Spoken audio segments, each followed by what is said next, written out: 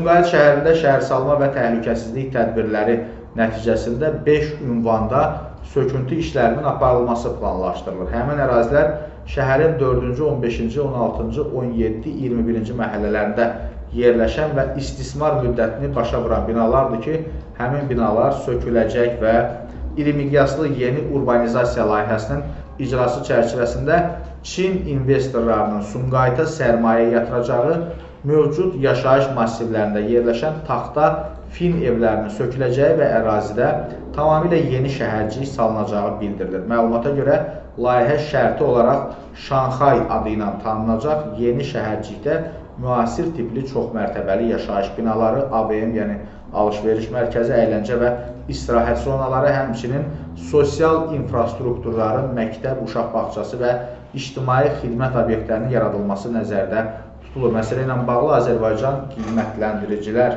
Cəmiyyətinin sədri Vüqar Oruc açıqlama verib, bildirib ki, ilkin hesablamalar aparılıb. Hesab olunur ki, Sumqayıt ərazisində yerləşməsindən asılı olmayaraq kvadratmetri 2000-2500 manat civarında kompensasiya ödənilməlidir. Bax belə.